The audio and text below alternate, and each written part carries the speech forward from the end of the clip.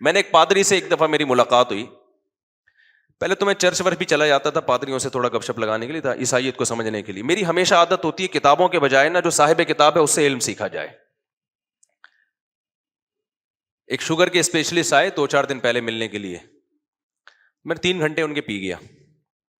اسی ہفتے کی بات ہے, شوگر کے بارے میں معلومات یہ وہ, تو کافی بیچارے تھک گئے نا. میں نے کہا بہت زیادہ ہو گئی, اب ان کی شوگر کہیں لو نہ ہو جائے.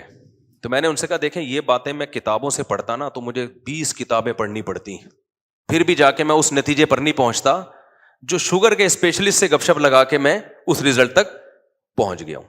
حقیقت ہے کتاب کے بجائے جو صاحب کتاب ہے نا وہ آپ کا فاصلہ بہت جلدی طے کرا دے. ہسٹری پڑھنی ہے آپ نے تو ہسٹری کی کتابیں ہیں, لیکن جو ہسٹری کے پہلے سے ماہرین ہیں آپ ان سے جلدی سیکھ سکتے ہو.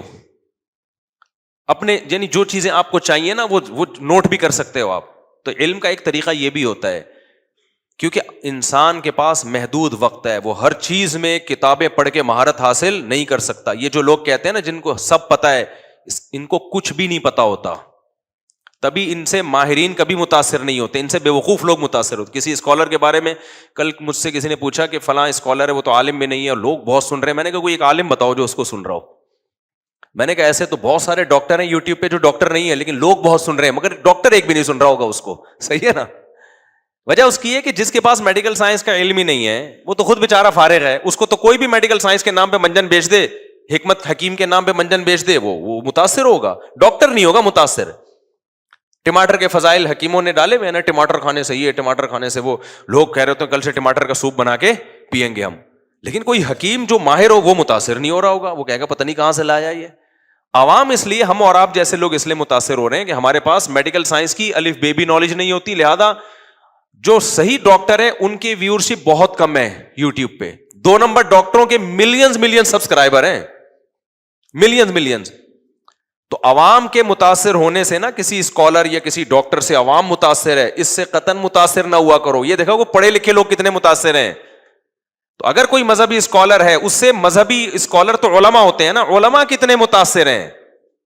اگر علماء متاثر ہے بھائی علم ہے, اگر علماء میں ایک بھی متاثر نہیں ہے اس کا مطلب یہ عوام میں تو منجن بک رہا ہے ٹائٹ طریقے سے, اس سے پڑھے لکھے لوگ بالکل متاثر نہیں ہوتے. لیکن کمال کی بات ہے کہ آج جو جتنا بڑا جاہل ہوتا ہے اور جاہلوں کے کراؤڈ کو دیکھ کے وہ فخر بھی کرتا ہے. یعنی پہلے زمانے میں یہ ہوتا تھا کسی کو اپنا لوہا منوانے کے لیے کہتا تھا کہ مجھے دیکھو میں ڈاکٹر ہوں تو دیکھو کتنے ڈاکٹر مجھے سنتے ہیں. تو لوگ کہتے تھے یار واقعی آپ کے تو ڈاکٹر بڑی رسپیکٹ کرتے ہیں. لیکن اب الٹا ہو گیا ہے, اب ہے تو میں ڈاکٹروں کی دکانیں بند کرنے آیا ہوں. لوگ اس طرح کے نا میں نے دیکھے حکیم ڈاکٹر یوٹیوب پہ آ کے اس طرح کی باتیں کر رہے ہیں, یہ ڈاکٹر سارے بیوقوف بنا رہے ہیں, میں ہوں اصل میں.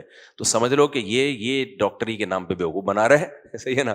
سارے ڈاکٹر کیسے ہو گئے بھائی, کوئی نئی چیز آئی ہے مارکیٹ میں جو کسی ڈاکٹر کو پتا نہیں, صرف اسی کو پتا ہے. اس طرح کے میں نے ڈاکٹر بھی دیکھے, اسکالرز بھی دیکھے. خیر تو آپ خوب اچھی طرح سمجھ لو کہاں سے بات چل رہی تھی. ہاں تو شوگر کے ڈاکٹر سے ملاقات ہوئی نا, تو میری عادت ہوتی ہے جو جس سے میں اس کو کافی اس سے نالج لینے کی کوشش کرتا ہوں. تو یہ بات ہاں تو میں پادری کے پاس گیا, بچپن کی بات ہے نا, مجھے تھا یہ اس قسم کے شوق الٹے سیدھے. تو میں چرچ میں چلا گیا, اس وقت مشہور بھی نہیں تھا. تو میں نے وہ پادری صاحب سے نا گپ شپ شروع کر دی. تو پتہ نہیں کیا واقعہ تھا, دماغ سے ہی نکل گیا. میں بتا رہا تھا واقعہ, یار پادری سے میری کیا بات ہوئی تھی مجھے ذہن سے نکل گیا. یہ بات کیا چل رہی تھی اس سے مجھے واقعہ یاد آئے گا. لوگ مجھے کہتے ہیں حافظہ خراب ہو گیا, تو آپ لوگ کا کون سا صحیح ہے؟ آپ سے جب پوچھو کہاں بیان چل رہا تھا تو آپ بھی نہیں بتا رہے ہوتے. ہاں اب یہ دیکھو ان کا حافظہ تھی ہے. میں نے اس پادری سے پوچھا عیسائیت کے بارے میں نا کہ عیسیٰ علیہ السلام, وہ اس نے مجھے پوری تقریر سنائی کہ عیسیٰ علیہ السلام اصل میں ہر پیغمبر سے معاذ اللہ گناہ ہوا ہے, تو اس گناہ کے نتیجے میں پیدا ہوئے ہیں. میاں بیوی میں ملاپ ہوتا ہے یہ گناہ ہے, تو گناہ کے نتیجے میں انسان پیدا ہوتے ہیں. تو اللہ نے کہا کہ عیسیٰ ابن مریم ایسا انسان پیدا کروں جو میاں بیوی کے ملاپ کے نتیجے میں نہ ہو. تو اللہ نے اپنی روح کو کلمہ کن, وہ جو باتیں کرتے ہیں جو آج تک ان کی سمجھ میں بھی میرا خیال ہے, میں تو 1 گھنٹہ سر پڑھولتا رہا, مجھے سمجھ میں آیا نہیں کہ کیا کہہ رہے ہیں. کلمہ کن جو تھا وہ اللہ کا کلمہ کن جو تھا نا وہ انسانی شکل میں آیا. ٹھیک ہے ان کا نظریہ ہے وہ جانے. خیر اس کا خلاصہ یہ کہ کلمہ کن انسانی شکل میں آیا اور وہ گناہ کے نتیجے میں نہیں, بس عیسیٰ پاک روح پیدا ہو گئی اس کے نتیجے میں. تو اچھا ان کے ہاں پادریوں میں یہ بھی ہے کہ شادی بیاہ اچھا عمل نہیں ہے، جو بہتر نہیں ہے. بہتر ہے کہ آپ للہ فی اللہ زندگی گزاریں نکاح سے دور، کیونکہ ان کے یہاں جو میاں بیوی کا ملاپ ہے نا، اس کو اچھی نظر سے نہیں دیکھا جاتا. حلال تو ہے مگر یہ کہ جو نہ کرے وہ زیادہ اچھا ہے. پاکیزہ ہے نا، پاکیزہ. جیسے حضرت مریم کا نکاح نہیں ہوا تھا، ان کے مذہب میں یہ چیز ہے.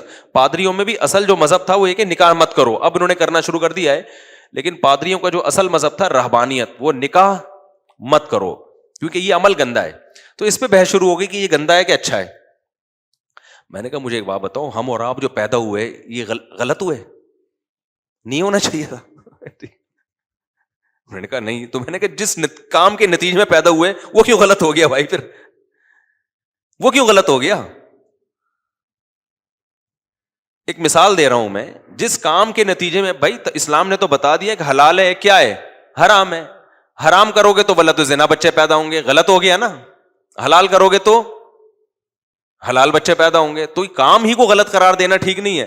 لیکن اتنی بات تو ہے نا کہ اس کام کو اگر آپ ویسے ہی اگر دیکھ لیں نا، اس کے اتنی دلائل سے ہٹا کے، تو انسان اس عمل سے شرماتا ہے، چھپاتا ہے اس عمل کو، لوگوں کے سامنے ظاہر نہیں. جیسے بیت الخلا جانا، لیکن اس قابل ہے کہ پوری دنیا کے سامنے آدمی بیت الخلا جائے؟ دیکھنے میں تو کتنا گندا عمل ہے نا، واش روم میں بیٹھا ہوا ہے اور پتہ نہیں کیا کیا رپورٹیں پیش کر رہا ہے وہاں جا کے. لیکن اس لحاظ سے گندا ہے کہ بدبو بھی ہے اس میں، چھپاتا بھی ہے لوگوں سے، دیکھتا ہے کنڈی اچھی طرح لگی ہے کہ نہیں لگی. اور پاکستان میں تو تالے ڈال کے بیٹھا کرو، جب زیادہ دیر ہوگی نا دروازہ توڑ کے لوگ گھسیں گے اندر، اور کیمرے بھی ہاتھ میں ہوتے ہیں لوگوں کے. تو اس لحاظ سے تو گندا عمل ہے دیکھنے میں، لیکن اس لحاظ سے بہت اچھا عمل ہے. یہ نہ ہونا تو قبض کی گولیاں کھاتا ہے انسان. حکیم صاحب 3 دن سے واش روم نہیں گیا. حکیم کیا ہے کہ تو واش روم جانا چاہتا ہے؟ اتنا گندا عمل. اچھا ہے شکر کر، نہ بدبو آ رہی ہے کہیں سے، اور نہ جو ہے تو کہیں گندگی ڈال کے آ رہا ہے. اور اب ہم باتیں کرتے ہوئے بھی گھنا رہی ہے ایسی باتیں کرتے ہوئے. لیکن بھائی گندا ہو کے بھی کیا ہے، ضرورت ہے. نہیں ہوگا تو قبض کی گولیاں کھا کھا کے واش روم جاؤ گے، اور زیادہ 1 ہفتہ قبض ہو گیا تو بولو گے بھائی اب تو جمال گوٹا کھلاؤ دو حکیم صاحب، اب تو جمال گوٹا کھلاؤ. تو اس لحاظ سے کیا یہ گندا عمل ہے کہ چھپاتا ہے انسان اس عمل کو. تو میاں بیوی کا ملاپ بھی اس لحاظ سے چھپانے کا عمل ہے. انسان کو اس میں حیا آتی ہے، لیکن نتیجے میں کیا ہو رہا ہے؟ نتیجہ بالکل اپوزٹ ہو رہا ہے. اولاد ملتی ہے جس میں انسان خوشیاں مناتا ہے، انہی اولاد میں مجاہدین پیدا ہوتے ہیں، بڑے بڑے نیک لوگ پیدا ہوتے ہیں، بڑے بڑے دنیا میں کام کرنے والے لوگ پیدا ہوتے ہیں.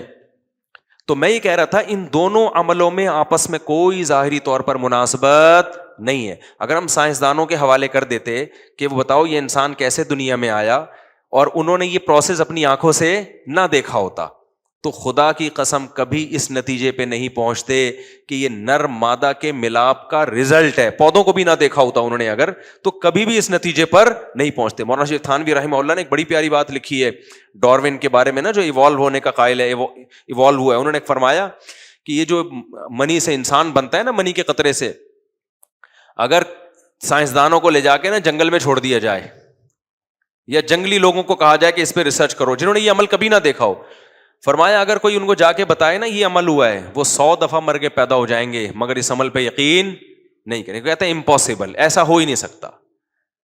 تو لیکن ہم نے مشاہدہ کر لیا تو ہم اللہ کی اس قدرت پہ ایمان لے آئے. تبھی اللہ کہتا ہے کہ جو منی سے انسان کو بنا سکتا ہے.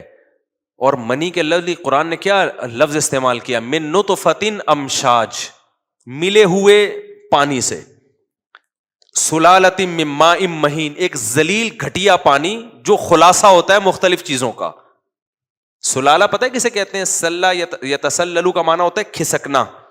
جیسے آٹے میں سے بال آپ یوں کر کے آرام سے نکال لیتے ہیں، ہوتا ہے نا، یا کوئی مجلس میں بندہ بیٹھا وہ کھسک کھسک کے پتلی گلی سے نکل جائے، اس کو بھی یتسللون منکم لواذا سورہ نور میں، کہ منافقین نبی کی مجلس میں ہوتے تھے یوں ہی کر کے کھسک کے نکل جاتے تھے، بغیر اجازت کے چلے جاتے تھے.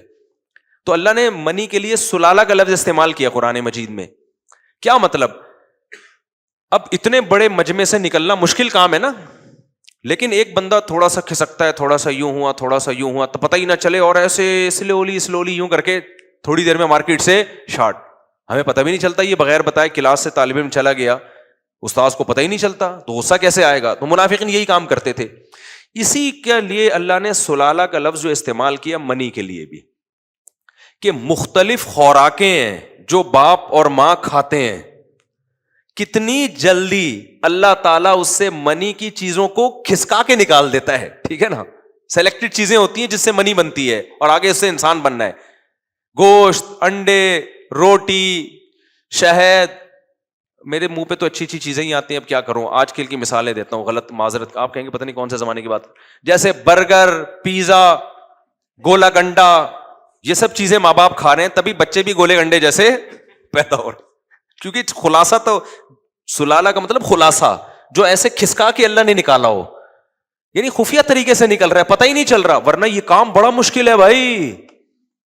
جو انسان کے جو اسپرم ہوتے ہیں وہ جن چیزوں کا مرکب ہے، وہ کیا ہے، میگنیشیم ہے، اس میں پوٹاشیم ہے میرا خیال ہے، یا اس زنک کی بہت بڑی مقدار ہوتی ہے، اور کچھ گلوکوز کی ایک خاص قسم ہوتی ہے جو کھجور اور شہد میں ہوتی ہے. وہ جو ڈاکٹر آئے تھے نا شوگر کے، انہوں نے کہا کہ گلوکوز اور شہد میں جو شوگر ہوتی ہے نا، تو اسپرم میں بھی وہی شوگر ہوتی ہے. اب دیکھنا گلوکوز مارکیٹ، وہ شہد اور کھجور مارکیٹ میں ہو جائے گا مہنگا، ہو سکتا ہے بیان کے بعد آپ سیدھا کھجور خریدنے جاؤ. خیر، تو یہ ساری چیزوں کا خلاصہ ہے جس سے اسپرم تیار ہوتے ہیں. کتنی جلدی ہو جاتے ہیں دیکھو. یعنی انسان جس چیز سے بنتا ہے وہ کیا ہے، ابا اماں جو کچھ بھی کھا رہے ہیں، میاں بیوی جو کچھ بھی کھا رہے ہیں، روٹی کھا رہے ہیں، پراٹھا کھا رہے ہیں، مکھن کھا رہے ہیں، تھوڑے ہی ٹائم کے اندر اللہ تعالیٰ کیا کرتے ہیں، ساری چیزوں سے انسان بننے کے لیے جو چیزیں استعمال ہوتی ہیں نا، وہ ساری نکال کے اسپرم کی صورت میں جمع کر دیتے ہیں. چلو بھائی، تو یہ ایسے یہ کھسکا کے نکالی ہے کہ نہیں نکالی ہیں؟ ہونا تو یہ تو لاکھوں سال میں یہ پروسیس ہونا چاہیے تھا بھائی. یہ کیمیائی عمل ہو رہا ہے بڑا لمبا چوڑا، اس کے لیے تو صدیاں لگنی چاہیے. 72 گھنٹے کے اندر جو ہے نا، 72 گھنٹے کے اندر یہ پورا پروسیس مکمل ہو جاتا ہے. یعنی جتنا ڈسچارج ہوا ہے نا مرد یا عورت، وہ 72 گھنٹے میں ڈاکٹر کہتے ہیں مکمل وہ مادہ بن کے تیار ہو جاتا ہے، اور چند گھنٹوں کے اندر بننا شروع ہو جاتا ہے. لیکن بنتا کیسے ہے؟ سیب، انار، انگور، جو کچھ کھا رہے ہو، کیسے یار اللہ نے ایسا سسٹم لگا دیا اندر کہ میدا جا کے پہلے ہضم کرے گا، جگر خون بنائے گا، پھر اس سے کیا کیا چیزیں، جو چیزیں بن رہی ہیں، آنکھوں کی بینائی، کانوں کی سماعت، یہ ساری چیزیں بنتے اور ادھر اسپرم بھی بن رہے ہیں. تو یہ اس کے لیے اللہ نے سلالہ کا لفظ، مختلف چیزوں کا مرکب اللہ نے نکالا. یہ اللہ کی بہت بڑی خدا کی قسم قدرت ہے. یہ آٹومیٹیکلی نہیں ہو سکتی، اس کے لیے کوئی سسٹم بنا کے کسی نے وہ سافٹ ویئر انسان کی باڈی میں انسٹال کیے ہیں. ایسے سافٹ ویئر کروڑوں اربوں سال میں بھی آٹومیٹیکلی خود بخود نہیں بن سکتے. تو یہ تو خدا کے وجود کے دلائل ہیں، یہ ہم نے اپنی آنکھوں سے دیکھ لی ہیں. اب وہی خدا جس نے منی سے انسان کو بنایا، 9 مہینے میں بنا کے باہر نکال دیا اس نے، وہی خدا کہہ رہا ہے کہ اس کائنات کو میں نے عدم سے وجود بخشا ہے، میں نے بنایا ہے. پہلا انسان ڈائریکٹ آدم بنایا میں نے، وہ بندر سے نہیں بنا، وہ ڈائریکٹ میں نے مٹی سے بنایا. تو مان لو یار جو یہ کر سکتا ہے وہ بھی کر سکتا ہے، لیکن سائنس نہیں مانے گی. سائنس کے لیے ہمارے مشاہدے میں نہیں ہے.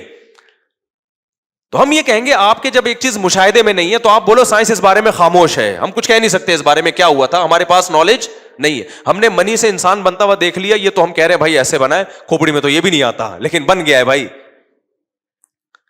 تو جب اللہ کہہ رہا ہے کہ میں نے ڈائریکٹ مٹی سے آدم کو بنا دیا، تو اس کو مانتے ہوئے موت کیوں آ رہی ہے؟ یہ کیوں فرض کر رہے ہو؟ نہیں بھائی سائنس تو مذہب کو نہیں مانتی، تو پھر پھینکو لمبی بیٹھ کے. جب مذہب کو نہیں مان رہے تو تمہارے پاس کائنات کی ابتدا کی کوئی دلیل ہے ہی نہیں، کوئی دلیل نہیں ہے. بگ بینگ تھیوری ہے نا، جو دھماکے سے پوری کائنات پھٹ کے الگ ہوئی ہے.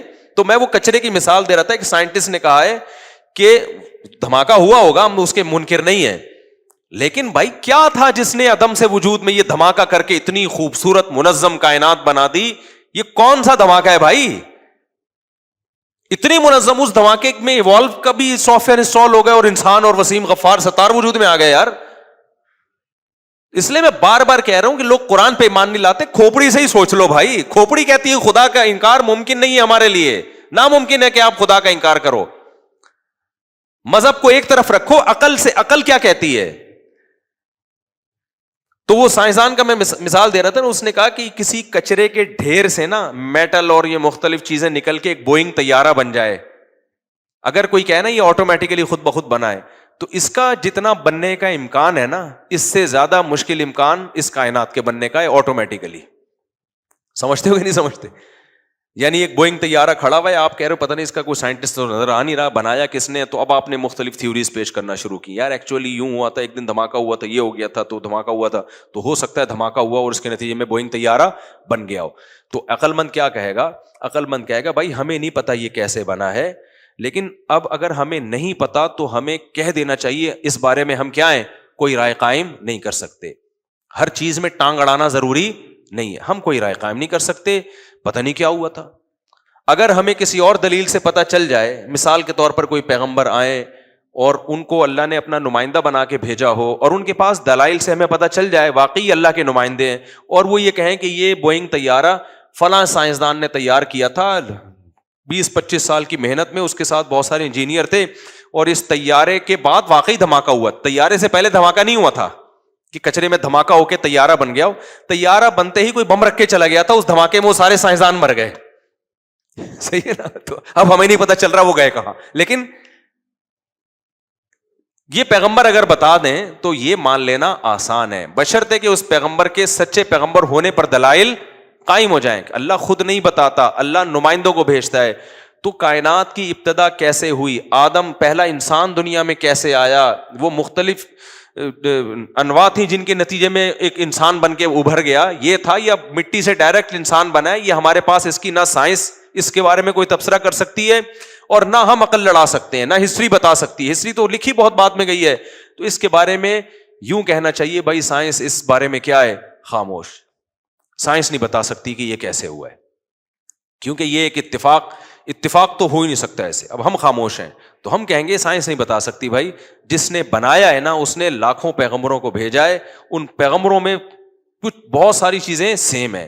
سارے پیغمبر ایک ہی بات کرتے رہے ہیں کہ انسان کی ابتدا کہاں سے ہوئی ہے, آدم سے.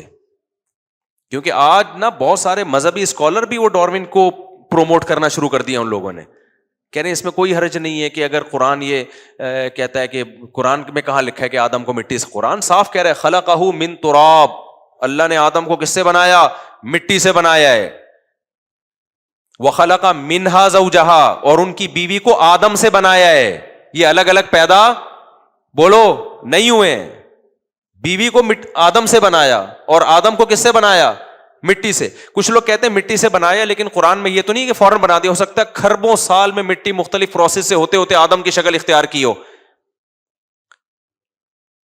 تو اس کا جواب یہ ہے کہ قرآن عیسائیوں سے کہتا ہے کہ ان مثل عیسیٰ عند اللہ کمثل آدم, عیسائی کہتے تھے بغیر باپ کے عیسیٰ کیسے پیدا ہو گئے, یہ تو پاسبل ہی نہیں ہے. اس کا مطلب یہ عیسیٰ انسان نہیں ہے بلکہ کیا ہے, یہ تو اللہ ہے, یہ اللہ کے جسم کا معاذ اللہ حصہ ہیں, وہ جو تھیوریز پہ مختلف قسم کے نظریات پیش کرتے رہتے ہیں. اس کا قرآن نے جواب دیا کہ یہ کون سی مشکل بات ہے بھائی, تم عیسائیوں تم مانتے ہو کہ آدم کو اللہ نے مٹی سے بنایا, تو ان کو بھی اللہ نے بنا دیا. اللہ کہتے ہیں آدم کو تو نہ باپ تھا نہ ماں تھا, نہ ماں تھی, تو جب وہ ڈائریکٹ خلقہ من تراب, اللہ نے ڈائریکٹ مٹی سے آدم کو بنا دیا بغیر باپ اور بغیر ماں کے. یہاں تو صرف باپ نہیں ہے, ماں تو موجود ہے نا. تو آدم کے بارے میں تو تم یہ کہتے نہیں ہو کہ وہ خدا ہے یا خدا کا کلمہ ہے, اور عیسیٰ کو کیا مان رہے ہو تم خدا مان رہے ہو. تو اس لحاظ سے تو آدم زیادہ بڑے خدا ہوئے معاذ اللہ. تو اگر مجھے بتاؤ آدم علیہ السلام اس طرح لاکھوں انسانوں یا جانوروں سے ترقی کرتے کرتے پہلا انسان نمودار ہوتا دنیا میں, تو پھر اللہ یہ مثال دیتے ہیں یا عیسائیوں کو, بلکہ اللہ یہ مثال دیتے کہ آدم کے بھی ماں باپ تھے, آدم کے بھی کیا تھے, ماں باپ تھے, جو پورے آدم نہیں تھے لیکن کوئی اور مخلوق جو تھوڑی تھوڑی آدم جیسی تھی, اگلی نسل میں بالکل انسان پیدا ہو گیا. اللہ یہ کہتے نا. نہیں یار یہ سمجھ میں بات, اصل میں آج بہت سارے اسکالر ایسے آ گئے ہیں جو ڈاروین کا نظریہ اسلام پہ تھوپ رہے ہیں, کہتے ہیں قرآن وہی کہتا ہے جو ڈاروین کہتا ہے. میرے بھائی سائنسدانوں کے چکر میں قرآن میں تحریف مت کرو, ڈاروین جھوٹ بول کے گیا ہے. اور میں یہ اس لیے بار بار کہہ رہا ہوں کہ سائنس ہر چیز میں حرف آخر نہیں ہے. سائنس وہاں تک بات کرے گی جو محدود نالج ہے, جہاں نالج نہیں ہے وہاں پھر تھیوریز چلتی ہیں, نظریات چلتے ہیں, وہ صحیح بھی ہو سکتے ہیں غلط بھی ہو سکتے ہیں, فرضی چیزیں چلتی ہیں وہاں پہ. تو فرض کر لیا ہے کہ جی ہوز میں بھی ممکن ہے اس طرح ہوا ہو, لیکن یہ فرض کرنا اتنا مشکل ہے کہ سائنسدان کیا کہتا ہے ایک سائنٹسٹ, کہ جیسے کچرے کے ڈھیر سے ایک طیارہ بن جانا, جہاز بن جانا ناممکن سی بات ہے بھائی, یہ امکان ہی نہیں ہے اس کا. ایسے ہی اس کائنات کے نتیجے میں یہ اتنی مینجمنٹ آ گئی ہے, طیارے سے زیادہ مشکل مینجمنٹ ہے. آپ کو پتا ہے طیارہ بنانا آسان ہے, مچھر بنانا مشکل ہے, کیونکہ جاندار چیز ہے. मच्छर भी खुद ब खुद बन गया, हाथी भी खुद ब खुद बन गया, ऊंट भी खुद ब खुद बन गया, और परिंदे भी खुद ब खुद बन गए, मुर्गियां भी खुद ब खुद बन गई, अंडे भी खुद ब खुद दे रही हैं, अंडों पे बैठने का अमल भी ऑटोमेटिकली सीख लिया, 21 दिन तक घुमाना भी खुद ब खुद सीख लिया।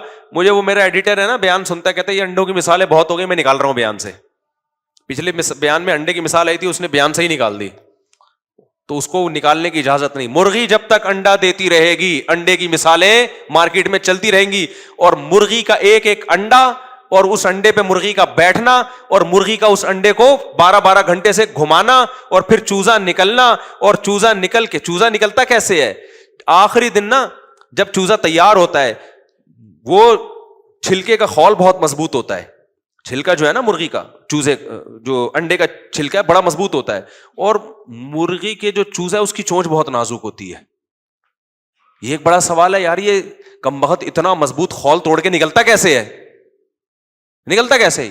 पता चला ये तहकीक से कि आखिरी दिन जिस दिन निकलना होता है ना, उसकी नोक पे एक धार पैदा होती है तेज, चोंच पे, उस धार से वो अंडा तोड़ता है और वो धार उसकी खत्म। यार ऐसी मैनेजमेंट है यार, ये इवॉल्व हुआ है, ये इर्तिका कि तुम खुदा के इनकार करते हुए तुम्हें शर्म नहीं आती। हम सोचते थे ना अल्लाह ने जहन्नम की आग बनाई है, हमें बड़ा हैरानगी होती थी। अब जब देखते हैं ना कि यार खुदा के जो मुनकिर लोग हैं वो जुर्म कितना बड़ा कर रहे हैं, तो वाकई इनके लिए आग ही ठीक है। अल्लाह कहेगा उन्हीं साइंसदानों के साथ उस आग में जलो जिन्होंने खुदा के वजूद का इनकार किया है, उन्हीं के साथ जलो उस आग में जाके। इत्तिफाक। फिर भी मैं बताऊं, साइंस मजबूर है ये कहने पर कि ऐसे हुआ है। वजह क्या है कि उन्होंने तो खुदा का मानना ही नहीं है ना। वो कहते हैं साइंस तो मजहब की दुनिया मजहब से बहस ही नहीं करती, तो कोई ना कोई लॉजिक बयान करनी है, तो वो बयान कर देंगे जी होता ही है कि वो आखिरी दिन में कोई ऐसे हो सकता है, कोई कैल्शियम ज्यादा आ जाता हो चोंच में, तो अबे हम कब कह रहे हैं कि नहीं आता, लेकिन आखिरी दिन में ही क्यों आ रहा है, जिस दिन उसने निकलना है अंडे से। तो जब तक दुनिया में अंडा रहेगा, जब तक मुर्गी रहेगी, मुर्गी अंडा देगी, 21वें दिन चूजे अंडे से बाहर निकलेगा, फिर मुर्गी उसको पालेगी, और पहले दिन से मुर्गी दाना तोड़ तोड़ के अपने बच्चे को खिलाएगी। ये सारे अंडे डॉर्वेन के मुंह पे एक एक अंडा जोर जोर से चमाट मारता रहेगा और बताता रहेगा, बता ये कौन है जो जिसने मुझे बनाया, ये कैसे ऑटोमेटिकली वजूद में आ गया सब कुछ, ये पूरा निजाम। नहीं आ रही मेरा ख्याल है बात समझ में? देखो, जिसको खुदा पर ईमान लाना होता है ना, एक एक मिसाल पुकार पुकार के कह रही होती है कि मुझे कोई पैदा करने वाला है, बशर्ते के खोपड़ी सही काम कर रही हो, दिल की आंखें खुली हुई हो। अल्लाह का शुक्र है मैं बचपन से ये चीजें देखता हूं, मैं बार बार, क्योंकि मैंने 8वीं में पढ़ा था डार्विन का थ्योरी, बहुत ज्यादा मैं उससे वो बौखला गया था कि यार ये क्या है, मजहब कुछ और कह रहा है, साइंस कुछ और कह रही है। उस वक्त से मैंने गौर करना शुरू किया, एक एक चीज को देखता था कि ये कैसे हो गया, ये कैसे हो गया, ये कैसे हो गया। उस दिन मेरे पास एक डॉक्टर साहब है, मैं उनको मुर्गी अंडों पे बैठी हुई थी, ले जाके दिखा दी उनको मैंने कहा देख ले। मैंने कहा डॉक्टर तो सिर्फ ये बताएगा कि अंडे में कितने प्रोटीन होते हैं, अच्छे वाले कौन से हैं, बुरे वाले कौन से हैं, और कितने अंडे खाने चाहिए, ये डॉक्टर का टॉपिक है। मजहब का टॉपिक ये, अल्लाह ने एक जगह भी नहीं कहा कि अंडे में इतने प्रोटीन है, दूध में इतने प्रोटीन है, ना ना ना। अल्लाह कहता है कि मैंने कहा जो मेरा टॉपिक है, मैं तो मजहबी स्कॉलर हूं ना, मेरा टॉपिक है डॉक्टर साहब ये जो अंडों में मुर्गी बैठी हुई है ना, डॉक्टर से तो मैंने अंडों के बारे में नॉलेज ले ली थी, जो उसके पास इल्म है कि कितने अंडे रोजाना खाने चाहिए। डॉक्टरों की मुख्तलिफ आ रहा है, कोई कहते 2 अंडे खाओगे, 4 अंडे खाओगे, कहते हैं वर्जिश ज्यादा कर दो, 6 अंडे भी खा लो, वो मुख्तलिफ किस्म की रिपोर्टें, अब अपनी जिम्मेदारी पे आपने खाने हैं, ठीक है ना, वो डॉक्टर से पूछें। डॉक्टर्स को हमने छोड़ लिया। अब हमने कहा डॉक्टर साहब हमारी भी कुछ फील्ड है, अब कुछ बातें हम आपको बताएंगे अंडों से, आप तो सिर्फ अंडे खाना कितना है, छिलके का क्या करना है यही बताओगे ना। कुरान इस हवाले से अंडे पे गौर करने का हुक्म नहीं देता। कुरान इस कायनात पे गौर करने का हुक्म किसी और नुक्ता नजर से देता है कि ये खुद बखुद नहीं हो सकता। मैंने कहा मुझे एक बात बताओ, ये मुर्गी बैठी हुई है और दूसरी मुर्गी हमारे दूसरे डब्बे में वो चूजों को पाल रही थी। मैंने कहा अब मैंने दाना डाला, फौरन मुर्गी ने दाना उठा के ना ऐसे उसको रेजा रेजा करके नीचे डाला ताकि बच्चे खाएं।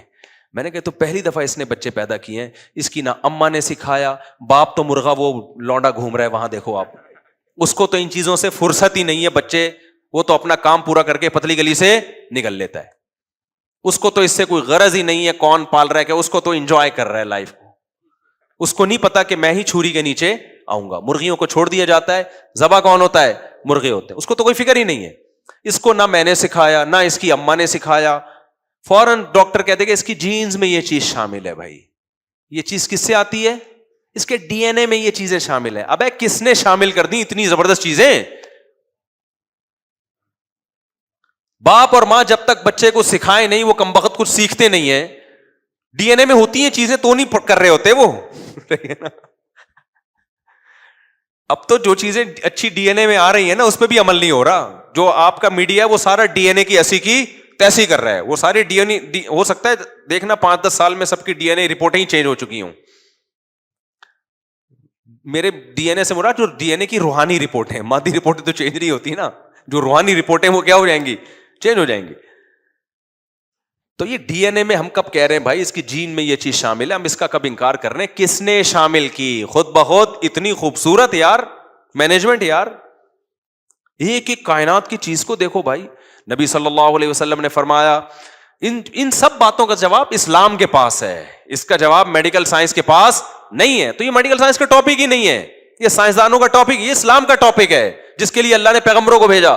نبی نے کیا فرمایا؟ انتم اعلم بامور دنیاکم منی. صحیح مسلم کی حدیث, فرمایا دنیا کے معاملات تم ہم سے زیادہ جانتے ہو. تو نبی نے اعتراف کیا بھائی دنیا میں تم ہم سے زیادہ, تمہیں پتہ ہے کس بیماری میں کیا کھانا ہے, یہ سب تم ہم سے زیادہ جانتے ہو. اس لیے آپ نے فرمایا لیکن جب دین کی بات آئے گی تو فاتقوا اللہ ما استطعتم, جب میں دین کے معاملے میں حکم دوں تو تم اس حکم کو بجا لاؤ.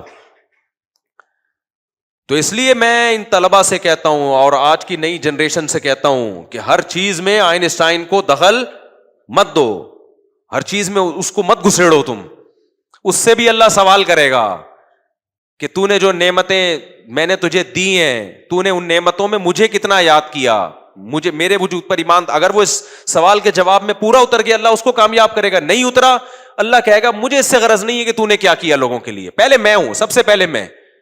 کو یاد ہے مشرف کے دور میں نعرہ لگاتا سب سے پہلے پاکستان. ہر ملک یہ نعرہ لگاتا ہے نا, ملکوں کی پالیسی ہوتی ہے بھائی ہمارے لیے کیا کر رہے ہو, تو کیا اللہ کی پالیسی نہیں ہوگی؟ حالانکہ ملک بعض دفعہ اس میں ظلم بھی کر رہے ہوتے ہیں کہ سب سے پہلے ہم, کیا مطلب دوسرے کا بیڑا غرق کر دو. لیکن اللہ یہ نعرہ لگانے میں کہ سب سے پہلے میں, یہ نعرہ لگانے میں اللہ حق پر ہے, کیونکہ اللہ کہتا ہے پیدا میں نے کیا, کائنات کو بنایا میں نے, آسمان سے بارشیں میں برسا رہا ہوں, سارا نظام میرا چلایا ہوا ہے, اور تم مجھے کا انکار کر دو بھائی. اس لیے میرے بھائی ہماری نظر میں, اللہ کی نظر میں, اسلام کی نظر میں سب سے زیادہ ویلیو اس سوال کی ہے کہ آپ خدا پر ایمان رکھتے ہو یا نہیں رکھتے, آپ اللہ کی مان کے چلتے ہو یا نہیں چلتے. اس کے علاوہ باقی چیزیں دوسرے درجے میں ہیں, سمجھتے ہو کہ نہیں سمجھتے ہو. تو جب مرغیوں کو دیکھا کرو نا انڈے میں بیٹھے ہوئے, اور وہ جو میرے بیان ایڈٹ کرتا ہے اس کو بھی انڈے والی مثال نکالنے کی اجازت نہیں ہے. مرغی جب تک انڈا دیتی رہے گی انڈے کی مثالیں مارکیٹ میں آتی رہیں گی, کیونکہ کل ایک اور مرغی میں نے انڈوں پہ بٹھائی ہے, ایک اور مرغی بٹھا دی میں نے انڈوں پہ. ہمارے پاس 4-5 مرغیاں لی تھی, اس سے ماشاءاللہ ایسی برکت ہوتی چلی آ رہی ہے, ایسی برکت ہو رہی ہے. وہ پھر اچھا میں نے رکھی ہوئی دیسی مرغیاں, 7-8 انڈے دے کے وہ انڈوں پہ بیٹھ جاتی ہیں. اب انسان کو انڈے روزانہ زیادہ چاہیے, تو بجائے اس کے کہ دیسی مرغیاں پالے زیادہ پال لے, لیکن وہ کیا کر رہا ہے, جو مرغی جس کو قدرت نے 8 انڈے دینے کے بعد کہا تھا انڈوں پہ بیٹھنا, پھر چوزے نکلیں گے, محبت سے ان چوزوں کو پالنا, وہ چوزے ماں کی ممتا اور اس کی چھاؤں میں غیرت کے ساتھ بڑے ہوتے ہیں, پھر وہ ایک عمر کو جوانی کو پہنچتے ہیں, پھر جناب وہ پھر وہی عمل دہراتے ہیں, 8 انڈے دیے اور یہ وغیرہ وغیرہ. تو اب انسان چونکہ ہوس کا ہے اس کو چاہیے روزانہ انڈے, اس نے مرغیوں کی کراس بریڈنگ کر کے مرغیوں کی نسلوں کا بیڑا غرق کر دیا. جیسے انسان کا نسل کا بیڑا غرق ہو گیا نا, تو ایسے مرغیوں کا بھی کیا کر دیا. اب گن پوائنٹ پہ روزانہ مرغی کیا کر رہی ہے, انڈے دے رہی. ایسی ایسی مرغیاں آ رہی ہیں سال میں 365 دن ہے, 360 دن انڈا دے گی. بھینس اتنا کھا نہیں رہی جتنا دودھ نکال رہی ہے.